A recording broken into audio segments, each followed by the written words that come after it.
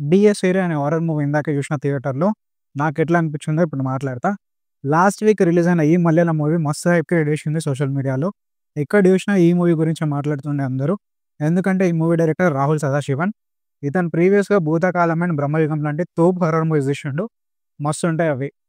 So, ఇప్పుడు ఈ మూవీతో మన ముందుకొచ్చిండు. నిజంగా హైప్‌ని మ్యాచ్ చేసిందా లేదా? నాకెట్లా అనిపించిందని ఇప్పుడు మాట్లాడతా. స్టోరీ విషయానికొస్తే మూవీ స్టార్ట్ అవ్వడం బేస్డ్ ఆన్ ట్రూ ఈవెంట్స్ అని చెప్పేసి స్టార్ట్ అయితది.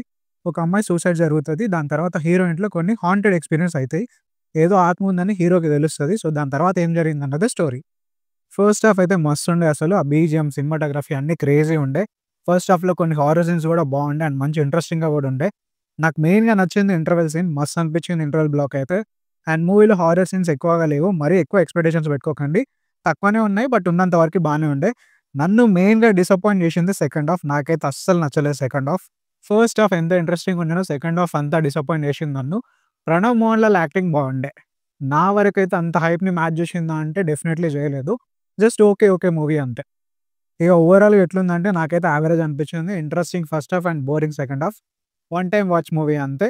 ఈ రోజే తెలుగు డబ్డ్ వర్షన్ థియేటర్స్‌లో రిలీజ్ అయింది. డబ్బింగ్ కూడా బాగుంది.